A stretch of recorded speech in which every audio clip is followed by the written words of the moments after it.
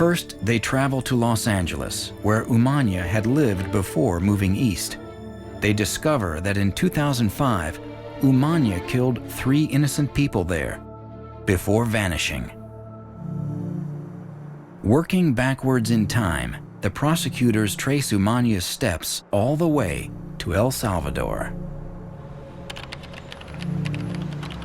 We went to a small city in the countryside about 2 hours from San Salvador called Santa Ana. That was Umania's hometown. One of the things we did is meet with the local prosecutor office. And when we started talking about Umania, the prosecutors were certainly concerned about their safety. Alexander Umania was one of the members of the gangs here. This boarding house was used by them for illegal purposes, to use drugs, to murder people, and rape women.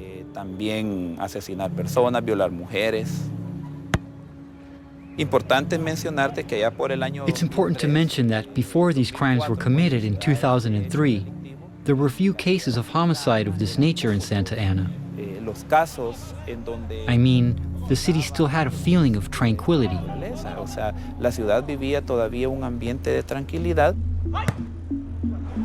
Local prosecutors learn that Umania's Santa Ana gang has killed at least 8 people, including one of their own. He is an MS-13 member who, like Ronnie Lopez in North Carolina, simply wants to leave the gang. This boy, because he was very young, no longer wanted to belong to MS-13, so he fled to another town. But the gang got a hold of him. And he was brutally killed. He was decapitated. After the individual was decapitated, the dismembered head was kicked around like a soccer ball. And when they found out about this one murder, they started literally digging in the ground. And they found numerous bodies that MS-13 members had just buried. When the Salvadoran authorities go to arrest the gang members, Umania escapes and flees north to Los Angeles. As U.S. investigators hunt for answers to how 2 innocent men are murdered in a Greensboro, North Carolina restaurant at the hands of MS-13, they find the final piece of the puzzle. It turns out that the most important man in the North Carolina gang is not Alejandro Umania. The key figure is sitting behind bars in El Salvador, defendant number 1. The number 1 defendant in our case is an individual by the last name of Ayala.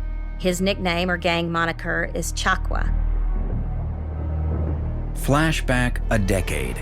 Chacua is living illegally in Charlotte. It's then that Chacua helps organize the city's first MS-13 clique. Chacua was arrested for carrying a concealed knife. At that point, Immigration and Customs Enforcement removed him from the country and sent him back to El Salvador. In El Salvador, Chacua kills a man and is sentenced to 12 years in prison. But neither removing Chacua from the United States nor putting him behind bars in El Salvador stops him from calling shots in North Carolina. We recovered phones from prisons and looked at the calls that they've made. There's a tremendous amount of call traffic that leaves from Salvadoran prisons and goes directly to the United States, all over the country, to Los Angeles, to Houston, to the Washington, D.C. area. As Chuck was being held in a lower security prison in El Salvador with a contraband telephone, he's able to communicate with the MS-13 gang members that are operating in Charlotte, North Carolina, and he's able to give instructions for them to carry out criminal acts in Charlotte. Among those Chacua would call, an old homeboy he knows from his days in Charlotte, Ronnie Lopez, the FBI's undercover informant. Hello. No anda, homeboy, Chacua soy. Hey, qué pedo, mito. From prison in El Salvador, it is Chacua who helps trigger into motion the events that lead to the random murder of 2 innocent men in Greensboro. Una pregunta es, ¿y ahora qué pedo? ¿Quién es el que anda corriendo el pedo aquí, homie? Mira, ahorita no se sabe, mi hermano, que yo solo de ahí, ¿me entiendes? No estoy yo trabajando, arreglando este pedo, ¿me entiendes? Estaba con unos hombres, que voy a bajar unos hombres de New York y unos hombres de Atlanta allí, de New York, ¿me entiendes? Porque ahí... When the U.S. deports Choctaw and other MS-13 gang members, the gang in Charlotte falls into disarray. To straighten out the situation, MS-13 gang leaders from around the country begin arriving in North Carolina. Among them, Alejandro Umaña, the restaurant killer.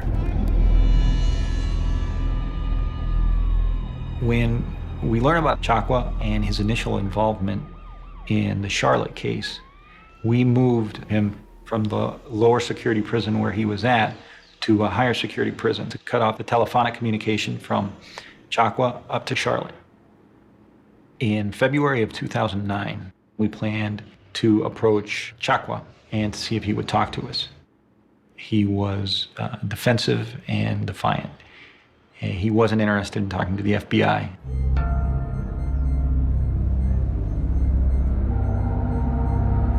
But would Choctaw speak now?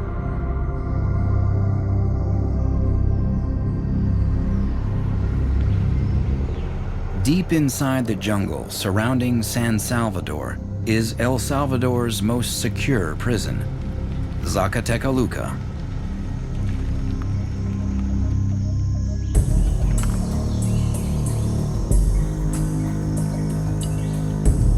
Around here, they call it Zacatraz, as in Alcatraz, the legendary American prison that once held Al Capone. Other prisons have inmates that are dangerous, but here you will find the most dangerous in the country, especially the gang leaders.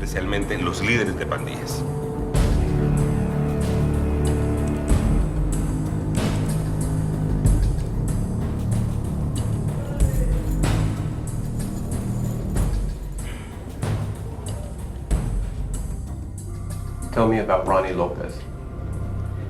I don't know who. Yeah, you do. Yeah, you know Ronnie, because Ronnie was in Charlotte.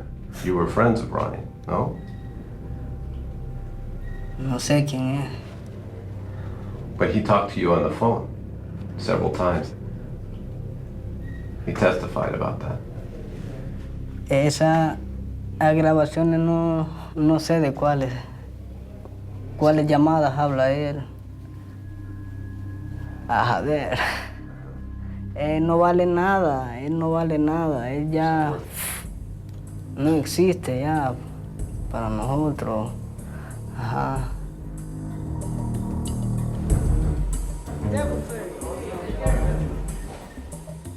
La meta de nosotros ya estamos, ya es la meta, ser la pandilla más grande del mundo, pues estamos en todas partes del mundo. Ajá. La meta ya la logramos. Ajá. Y seguimos todavía. Esto no se acaba y nunca se va a acabar.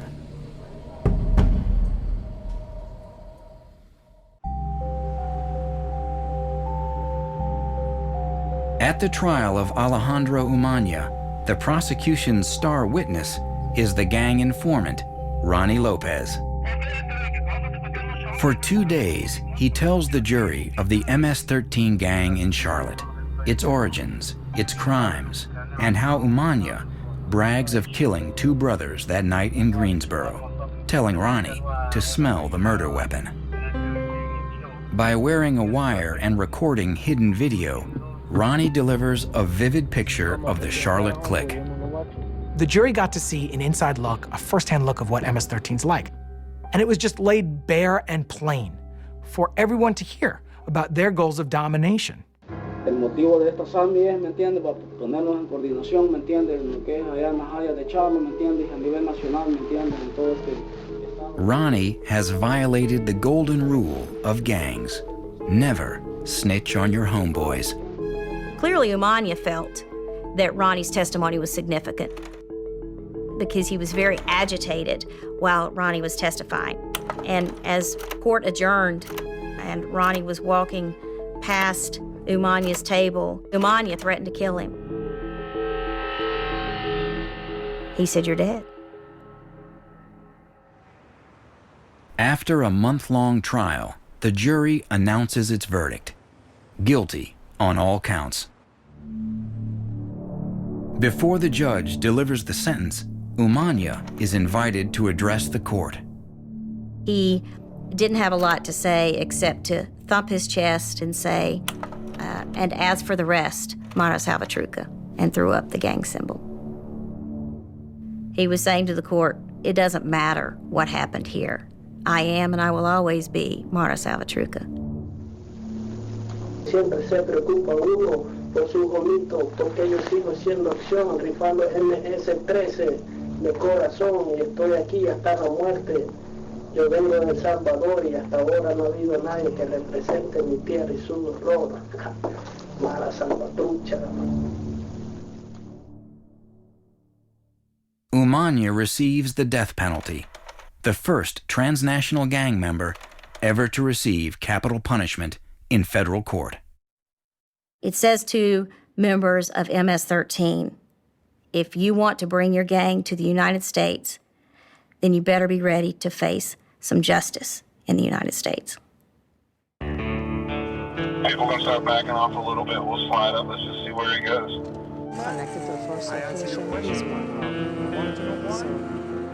There's no way to deport our way out of this problem. There's absolutely not. Unless you can somehow seal off the border, there's no way. And we can't do that.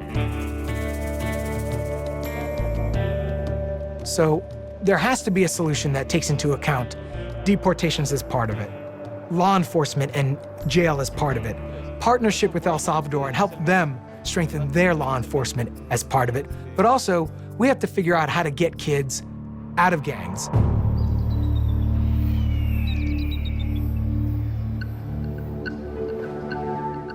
Most important things for me are my kids. I got 3. And my gang. They're the only thing I got, basically. I can't change my life. I mean, over 20 years of my life being a gang member, I'm not gonna change, period.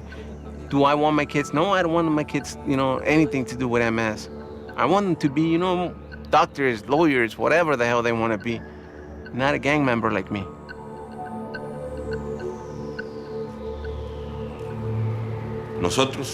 For our part, we have to open up more opportunities for young people so that organized crime isn't their only choice.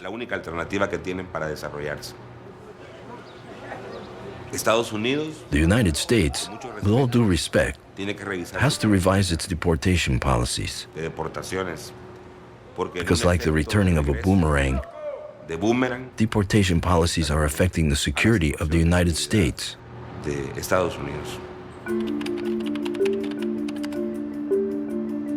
In Washington, however, the Obama administration intends to deport more gang members, among other threats to public safety, not fewer. Ready? Let's go.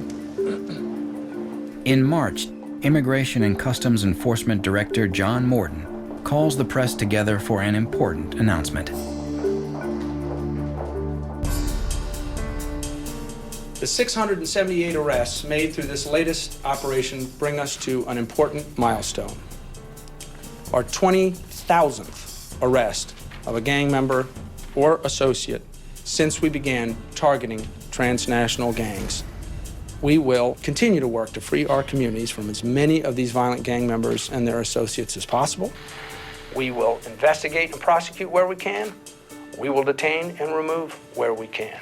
We are going to stay at it in a very determined, steady way, and you just stay tuned.